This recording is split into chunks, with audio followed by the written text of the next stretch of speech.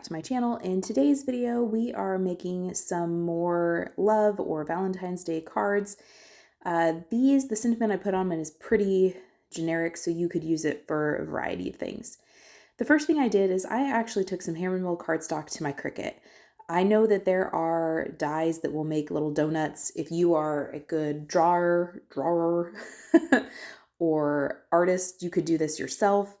I am not. So I went to my Cricut and had found a cut file that I really liked, the donuts or the image, and I went with that. I have some paper pouncers, and I don't know why I grabbed my oxide ones. I just now realized that I grabbed my oxide paper pouncers, and these are not oxide inks, y'all. They just aren't. They're not oxide inks. So usually I try to keep these separate, except for today, apparently. So that's fun. Normally you want to keep these separate, except if you're me on this day. So anyways, moving on. I have some Simon Says Stamp Positively Saturated inks, and I am just going to paper pounce these on. You could ink blend, you could cut from colored cardstock, you could cut from pattern paper, what have you. I am just using some scraps of HAMMERMILL cardstock and cutting these little donut shapes out, and just using a variety of not oxide inks to paper pounce this pigment on. I am not trying to make sure that things are well blended or, covered super well. Most of these donuts, these are the bases of them, and I think I use the gingerbread ink for this. Most of this is not going to be visible, so it doesn't really matter if you have a super smooth blend. If you were doing less layers on them, you may want to be more conscious of your blending, but I was not. So once these are all done, I'm going to move on to some other layers. So some of these layers have like sprinkles cut out of them. Some of them just have like a glaze over the top. Others have like a glaze and a sprinkle layer. So I just tried to, I have a tendency to kind of overthink these things. And so I was just trying to kind of roll with the punches, I guess you could say. I will list all of the inks I'm using down below. I think this one is sweets. I used bubblegum, gingerbread, cookie, cocoa, and cheeky, I think. Those are all of the colors that I used. And again, I'm not being conscious of, getting a super awesome blend. This is supposed to be like glaze and sprinkles, so that isn't like super smooth and you can have a little bit of freedom with it, I guess is what I'm trying to say. This layer right here, you see me doing it in the cookie, I think it is. I end up going back and doing that in the cocoa. I just felt like it was really blending in a lot with my base layer, and you couldn't see any variation. And so I do end up going back to those ones and doing them in the cocoa. Speaking of cocoa, this is that right there. And then we're going to move on to more of like your sprinkle layers. This sprinkle layer I did in the bubblegum, and then I'll do the next sprinkle layer in cheeky. Now, these sprinkles are in the shape of hearts. The other sprinkles are in like the normal like sprinkle. What are they called? Jimmies? I think they're called jimmies, but I just call them sprinkles. That's this one right here. And I do that one in the cheeky. Same process. I'm just pouncing on that color. Here I've laid things out in a vague orientation on how I want to layer these together and how I want to arrange them on the cards. I end up changing that and doing one portrait and one landscape. I thought that was kind of fun. Here I am gluing everything down with liquid glue. Although if you wanted to, you could pop this layer up and not have to worry about getting foam tape around all of those little sprinkles.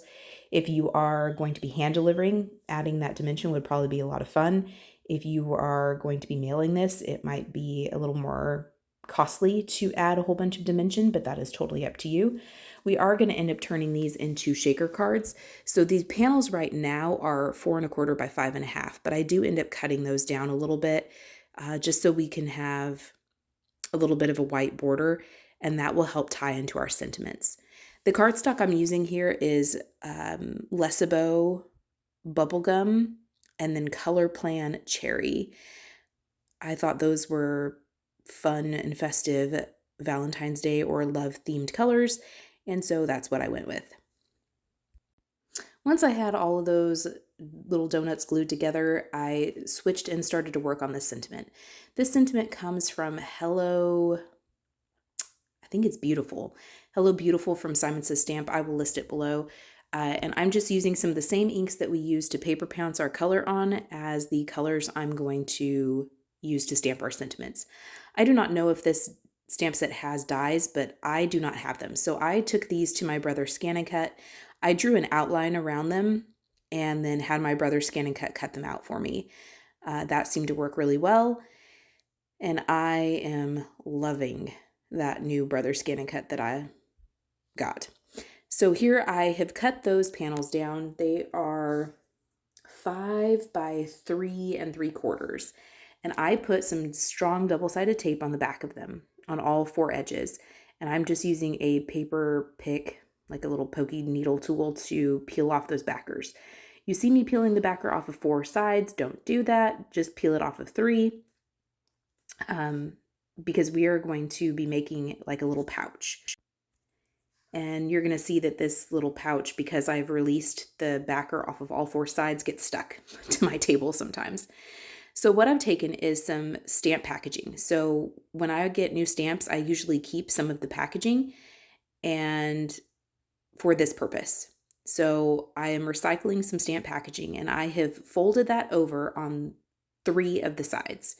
And I've taken my scissors and kind of cut off some of that excess that was hanging off. And I'm going to repeat that on both cards. So here you're going to see me line it up.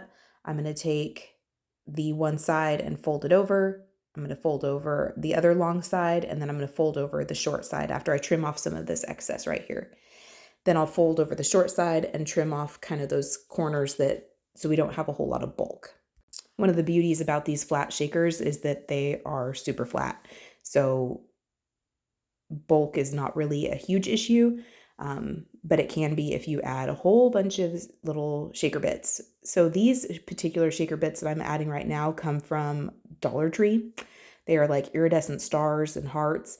I do have some other things in there just because they snuck in. But that's where these ones come from. And then I'm pulling some other ones from my stash. I do not know where these came from, but they are just clear iridescent sequins.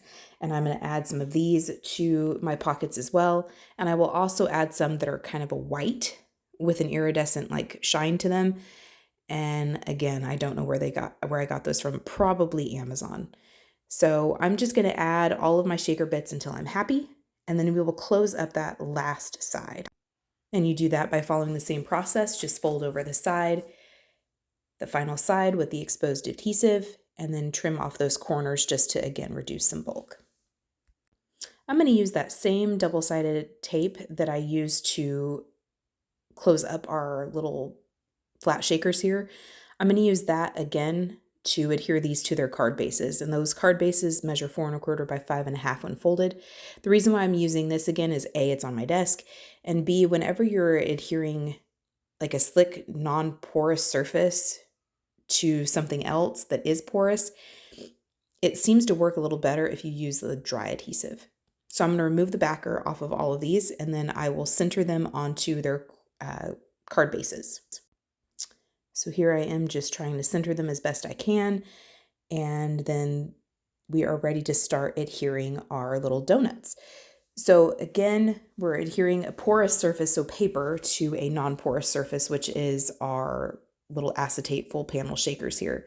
So when I go to adhere these, I'm going to bring out a tape runner. My tape runner I get from Amazon, but I have purchased it at Hobby Lobby before. I just found it to be cheaper on Amazon. So I'm going to take that same, like a dry adhesive, and glue those down. Here I'm just trying to figure out which sentiment I like with which card and where I want to place it. Once I'm happy, I'm going to flip those over, apply that dry adhesive, and then glue those in place. So I mentioned before that some of these little heart donuts had 2 layers, some of them had 3, some of them had 4. At the end of the day, if I was applying this to just like a regular cardstock panel, I would be more concerned about making sure everything was flush. But because this is a shaker panel that I'm adhering these to, I'm not really worried about that because those sequins are going to move and roam about, and that's going to create an unlevel surface. So again, if I was gluing that to like just a regular cardstock panel, I would be more concerned about having things be flush. But in this situation, I'm not too concerned about that. I am going to continue to glue all of these down, and then we're going to do some final touches. I apologize I didn't catch this, but I did add some Spectrum Noir clear glitter brush to all of those donuts, to the glaze parts and sprinkle parts, and then that was the cards complete. So thank you for spending time with me. I hope you felt inspired, and we'll see you next time.